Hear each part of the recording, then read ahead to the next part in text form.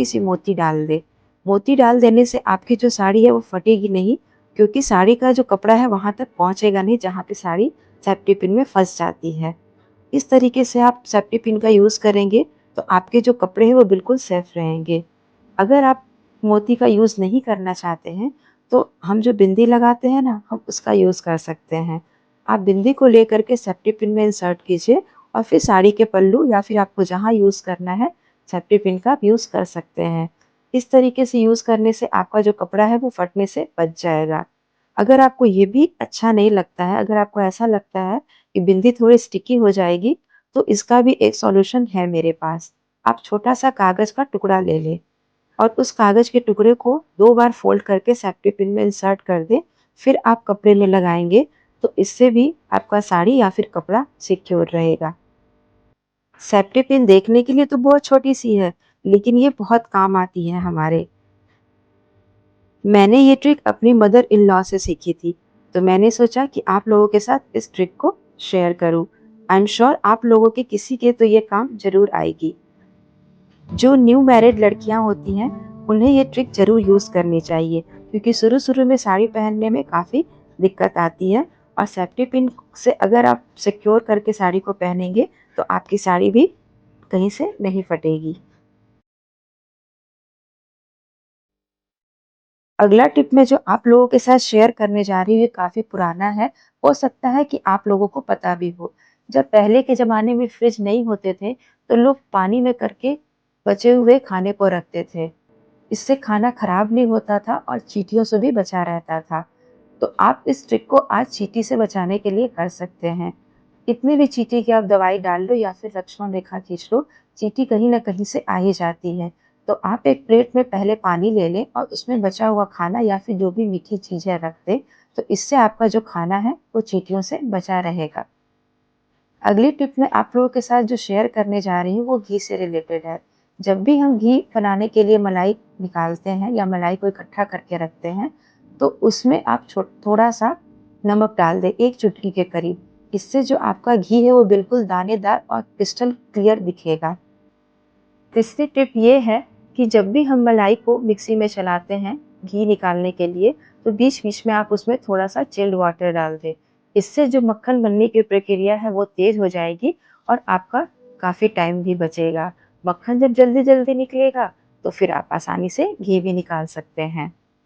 चौथी tip mixie को लेकर के है। जब भी हम मिक्सी यूज़ करते हैं, तो उसे साफ-सुथरा करके तो रख देते हैं, बट उसकी वायर को सही तरीके से हम नहीं रख पाते। कई बार उसे हम रोल करके रखते हैं, तो कई बार उसे मिक्सी में ही लपेट कर रख देते हैं। इससे वायर को टूटने का डर रहता है। तो इससे बचने के लिए आप एक छोटी-सी ये क्लिप यूज़ कर सकते हैं। ये जो क्लिप है, आपको कई बार कपड़ों के साथ मिल जाएगी। ख़ास तौर पे ये क्लिप आपको शर्ट के साथ मिलती है।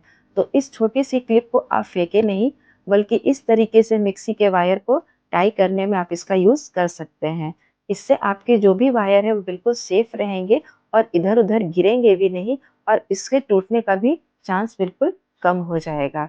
ये क्लिप आपको फ्री ऑफ कॉस्ट मिलती है, तो यूज़ करने में कोई बुराई नहीं है। तो आज की ये टिप आपको कैसी लगी, मुझे कमेंट में ज़रूर बताएँ। अगर आपको वीडियो कहीं से भी अच्छा लगता है तो प्लीज़ एक लाइक ज़रूर करें। आपके लाइक से हमें काफ़ी मोटिवेशन मिलता है और हमें नए-नए वीडियो लाने का भी प्रोत्साहन मिलता है। अगर आप मेरे चैनल पे नए हैं तो प्लीज़ इस चैनल को भी सब्सक्राइब कर लें। अगली टिप मैं जो आप लोगों के साथ शेयर करने जा रही हूँ वो इस तरीके के केटल को लेकर के है। धीरे-धीरे सर्दी जा रही है और गर्मी आ रही है।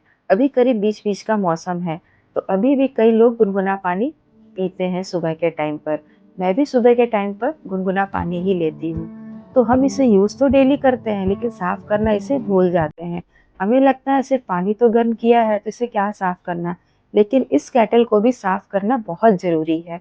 इसे साफ़ करने के लिए इसमें आप 2 ग्लास पानी डालें, थोड़ा-सा विम लिक्विड और थोड़ा-सा नमक डालें। फिर इसे आप अच्छी तरीके से एक बॉयल आने तक गर्म करें। जब पानी में एक उबाल आ जाए तो इसको स्विच को ऑफ करें और इसे सादे पानी से आप धो दें।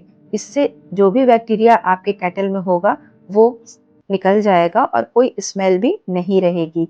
इस केटल का जो ऊपरी ढक्कन है वो आसानी से खुल जाता है, तो ढक्कन को आप निकाल कर भी साफ कर सकते हैं और बाहर से केटल को गीले कपड़े से पोंछ दें, क्योंकि अगर आप इसे पानी से धोएंगे तो शॉर्ट सर्किट होने का चांस रह जाता है।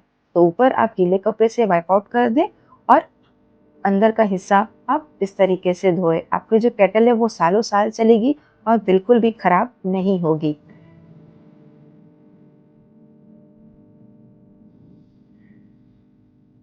मैं आपको इसे साफ करने का दूसरा तरीका भी बता रही हूँ।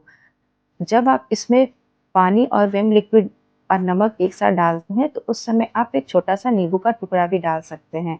उससे भी आपका जो केटल है अच्छी तरीके से साफ हो जाएगा।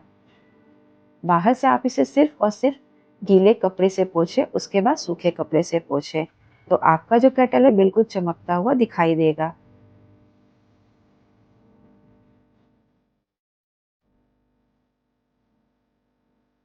अगली टिप है वो बच्चों से रिलेटेड है, यूँ कहें हमसे ही रिलेटेड है।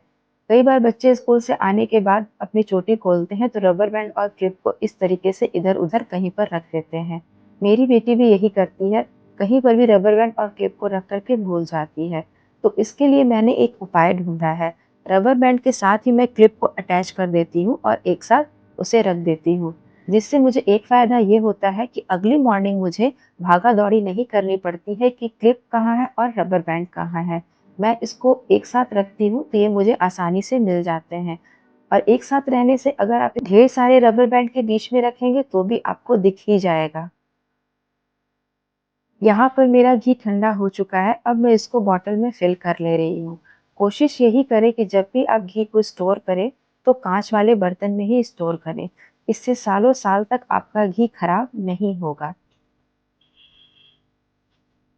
मिक्सी में मलाई को चलाते वक़्त जो मैंने ठंडा पानी डाला था, उससे ये बेनिफिट आपको मिलेगा कि जो भी इसका जला हुआ हिस्सा है, वो बहुत थोड़ा निकलेगा।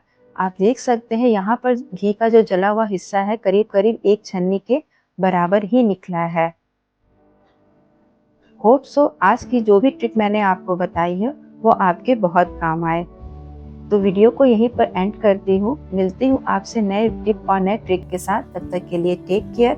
Thank you so much. Bye bye.